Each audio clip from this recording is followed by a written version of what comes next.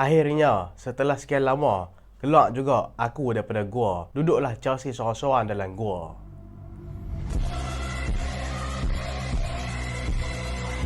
Assalamualaikum dan selamat datang ke Pala Bola Studio. So dalam video kali ni kita nak buat EPL review. Minta maaf lah agak terlambat sehari juga, sepatutnya semalam tapi tak sihat. Aku boleh delay sebab MU menang. Biasalah kan, kalau MU kalah ni ramai main DM kata takut lah. Mereka kata kita takut lah. Lepas tu mereka kata oh bila kalah demam. Aku soalnya dah seminggu lebih dah tak sihat tau. Tapi sebelum ni tak boleh nak rehat sebab MU duk kerja kalah je kan. Tapi kali ni MU menang so aku boleh delay lah kan.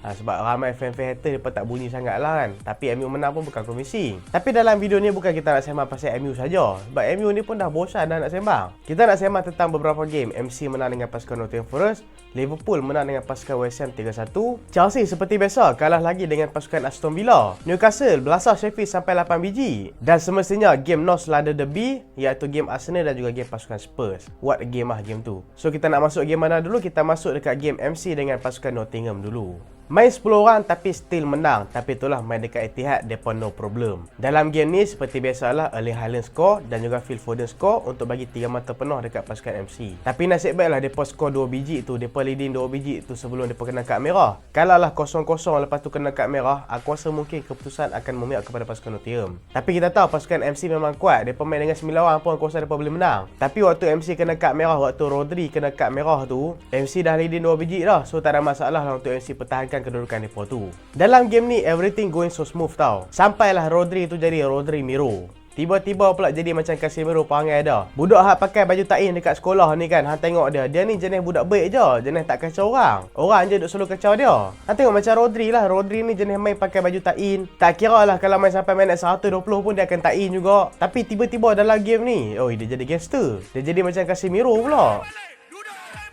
So hampa jangan anggap budak pakai baju tak sedia depa ni tak gangster. Dia sampai pencekik Morgan Getswat tu tau. Tapi adalah satu pandit yang terpaling padu dalam bola sepak, yang terpaling legend dalam bola sepak. Dia ni legend Aston Villa lah kan. Kalau hampa kenal nama dia Gabriel Agbonlahor. Dulu dia ni striker Aston Villa lah. Lepas tu lah ni jadi pandit pula. Dulu dia pernah komen dekat Casemiro tau. Dia pernah komen dekat Casemiro. Waktu tu Casemiro cekak baju Will Hughes dekat pasukan Crystal Palace sampai Casemiro kena kad merah. Dia kata Casemiro kalau nak main kasar-kasar pergi main wrestling. Waktu tu dia boh Casemiro. Tapi dalam game ni bila Rodri cekik tengkok Getswat, bukan cekak baju tau, dia cekik Getswat, dia kata Getswat tu berlakon.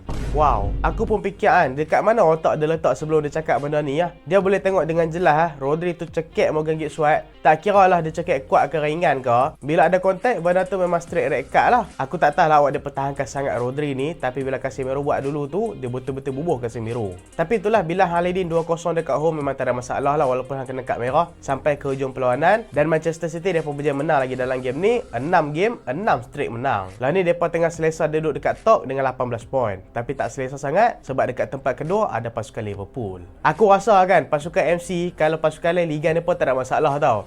Pasukan macam MU ke liga mereka ke, pasukan macam Arsenal liga mereka ke, mereka tak cok. Tapi aku rasa kalau pasukan macam Liverpool liga mereka, aku rasa MC akan goyah. Sebab kita tahu Liverpool bila mereka dah konsisten, memang mereka konsisten kau-kau. So kita masuk game Liverpool menang 3-1 dengan pasukan West Ham. Dalam video prediction EPL aku hari tu, aku ada cakap, aku memang predict Liverpool duduk nombor 4 dalam EPL. Dan nombor 3 tu aku predict MU.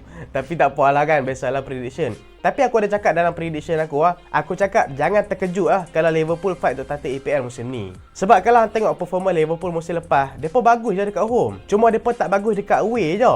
Tu maksud apa? Tu maksud bukan depa ni kekurangan kualiti, tapi depa ni kekurangan mentality bila main dekat away. Hang tengoklah Tara pakai play macam Fabinho, macam Henderson macam tu pun boleh titik MU sampai 7-0. Hang tengok season ni betapa solidnya pasukan Liverpool, tak kira main dekat home ataupun main dekat away. Lagi-lagi main dekat home. Tapi first half pasukan West Ham boleh juga fight dengan pasukan Liverpool. Walaupun dalam game ni Liverpool score dulu, selalunya pasukan lawan score dululah baru Liverpool score. Tapi dalam game ni pasukan Liverpool score dulu, penalti daripada Salah, lepas tu baru score. Hak tu memang tak boleh nak salahkan Alisson lah. Memang susah gila lah nak save bola tu. Tapi masuk second half, pasukan Liverpool berjaya comeback sekali lagi untuk skor 2 biji gol. Dan Nunes lah ni setakat performa dia memang superb. 6 game 3 gol. Dia memang dah proof ramai haters memang wrong gila. Walaupun first half dia miss chance, tapi second half dia boleh score dengan bagus. Dan assist daripada McAllister memang cukup mantap lah. Kalau tengok permainan Liverpool musim ni memang smooth tau. Memang dibantu dengan kehebatan midfield mereka. Memang kita boleh kata pembelian Klopp setakat semua berjaya. Dan Liverpool setakat mereka memang bawa momentum. Mereka masih lagi belum kalah dalam EPL walaupun seri sekali.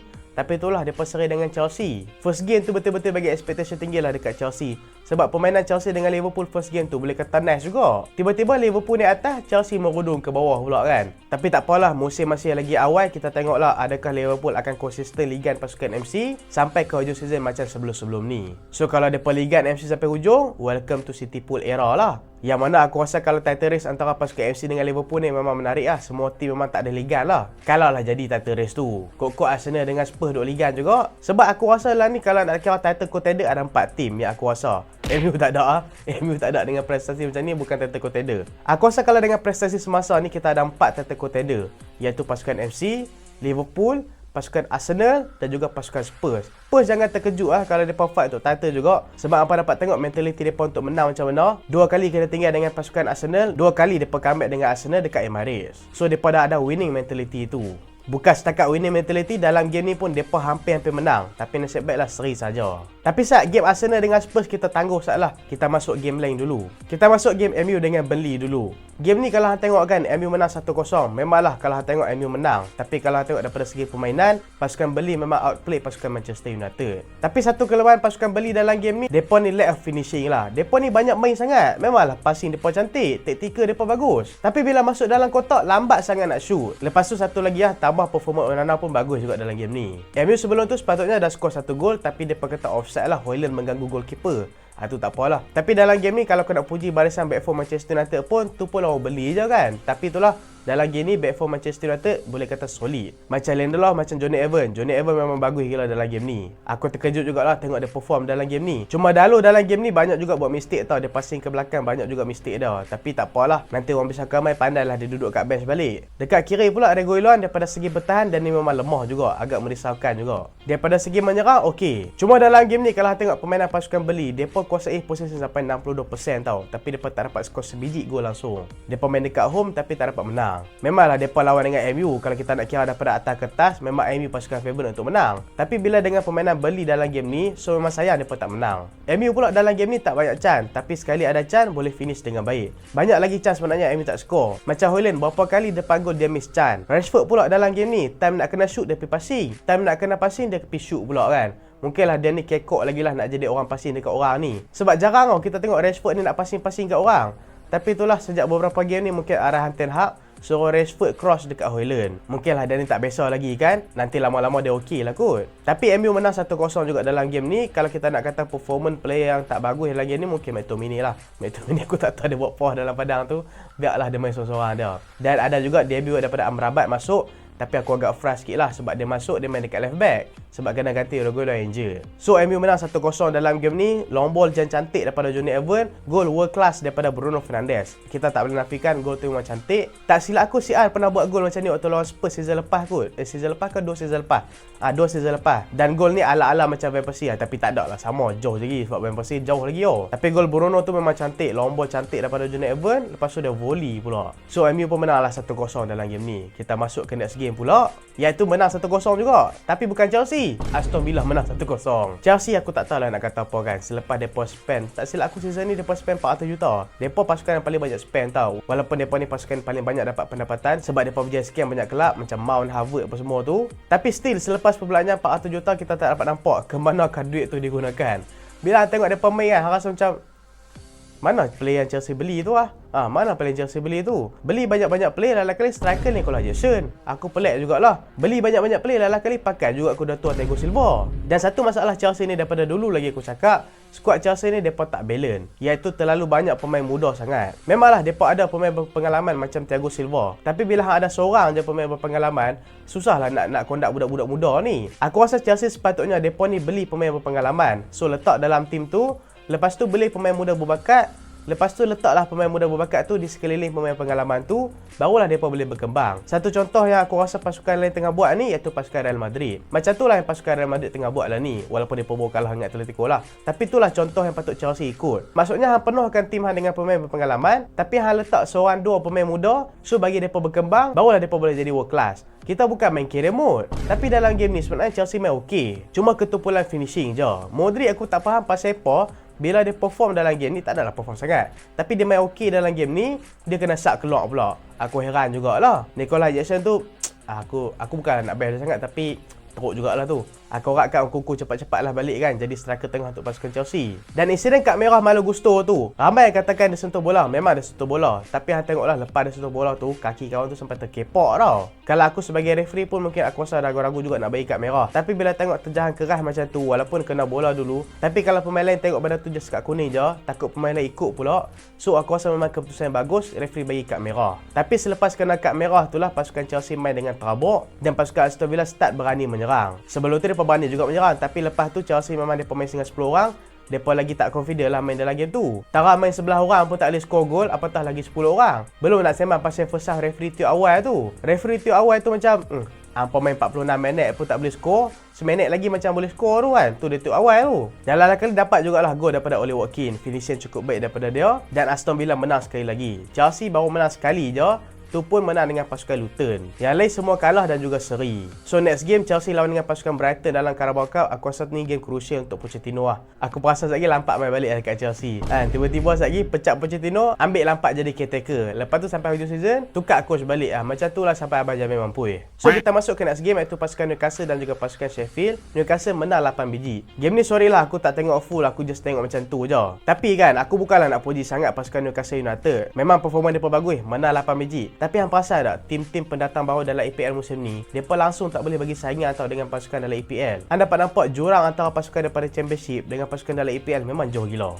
Pasukan Burnley yang dapat 100 poin dalam EPL musim lepas masih lagi belum menang dalam EPL season ni. Memanglah mereka jadual mereka lawan dengan pasukan tough dah, mereka lawan dengan pasukan Spurs, MC, mereka lawan dengan pasukan MU dah. Tapi still mereka tak dapat menang lagi. Luton dengan Sheffield pun mengecewakan juga. Bagi aku faktor dia adalah faktor kewangan lah. Tengoklah jurang kewangan pasukan antara tiga ni dengan jurang pasukan lain-lain dalam EPL memang jauh gila. So bila hang tengok pendatang baru main dalam EPL, depa ni bukanlah jadi macam pasukan Brentford dulu ataupun pasukan Brighton dulu yang masuk sebagai pendatang dan jadi underdog dalam EPL. Tapi depa just masuk dalam EPL untuk jadi pasukan belasahan, untuk jadi bahan untuk pasukan tim lain untuk rotate player sahaja. Hang bayanglah bila depa lawan dengan pasukan Burnley ataupun Luton ataupun Sheffield, waktu ni lah coach-coach ni boleh rotate player sebab depa tahu kalau depa pakai second team pun depa boleh menang. Itulah nak kata betapa jauhnya jurang performance antara pasukan pendatang baru dengan pasukan dalam EPL. So Newcastle menang 8 biji memang selesa lah. Walaupun mereka ni ada pemulihan yang agak slow juga dalam EPL, aku rasa menang 8-0 dengan Sheffield ni, aku rasa mungkin akan bagi momentum dekat mereka.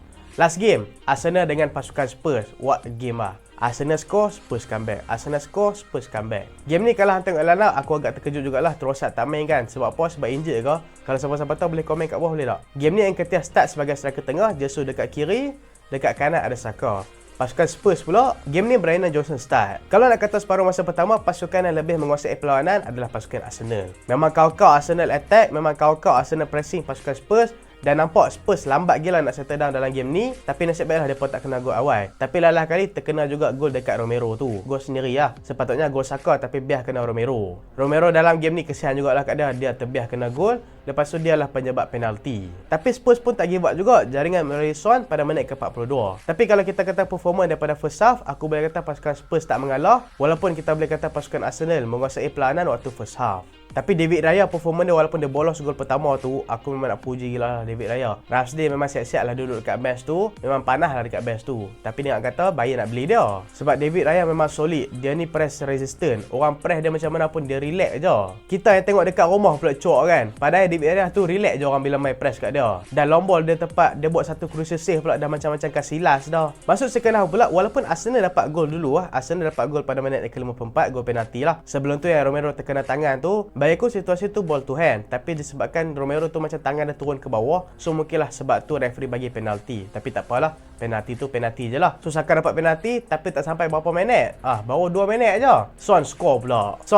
Assist daripada siapa? Assist daripada agent Jorginho. Biasalah kan. Chelsea ni bukan hantar Jorginho ni pihak Arsenal saja. Last season hantar Jorginho pihak Arsenal sampai tak menang Liga. Dalam game ni dia buat mistake lagi. Dapat bola aku rasa sepatutnya kalau dia tak ada choice dia passing je lah dekat belakang. Tapi itulah dia lambat sangat buat keputusan. Bola kena rampas lalu kali Son score juga. Dan lepas seri 2 sama tu lah hang dapat nampak pasukan Spurs lagi convincing sebenarnya dalam game ni. Sebenarnya kita boleh kata 50-50 lah. Ada jugalah Arsenal terlepas chance dan Jesus depan gol terlepas chance tu. Tapi Spurs pun banyak juga chance tapi David Raya selamatkan pasukan Arsenal. Tapi aku boleh kata game ni memang deserve untuk seri sebab dua-dua pasukan perform. Dia bukanlah game yang hambar macam Arsenal dengan MU itu walaupun Arsenal menang 3-1. Tapi game ni dua-dua pasukan bermain dengan sangat baik dan juga dengan intensity tinggi. Tapi itulah aku heran dengan dua coach ni Arteta dengan Postecoglou. Substitution depa dua ni kan macam ambil barang dulu sebelum depa masuk game. Depa ni macam pening. Minit ke-46, Arteta keluarkan Declan Rice. Declan Rice tau antara pemain paling penting dekat midfield pasukan Arsenal. Minit ke-77, keluarkan Gabriel Jesus. Aku tak boleh brain dia keluarkan Gabriel Jesus nak masukkan Reiss Nelson. Lepas tu dia biarkan Nketiah main dekat striker. Nketiah dalam game ni aku bukanlah nak kutuk dia sangat, tapi lah aku tengok dia perform betul-betul waktu lawan MU season lepas je.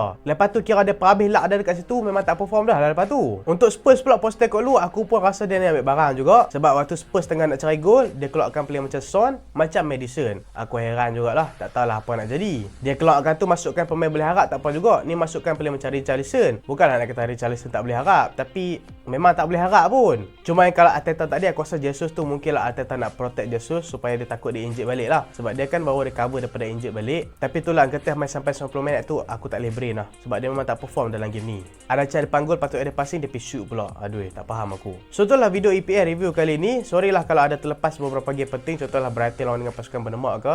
InsyaAllah lepas ni kita akan cover balik semua game. Dan kita sedang menuju ke 100,000 subscriber tau. Share kepada kawan-kawan apa semua. Share dekat IG ke dekat TikTok ke kan, pasal video-video kita, supaya kita dapat cepat-cepat sampai 100,000 subscriber. So itulah video kali ni. Dan terima kasih sebab tengok sampai habis.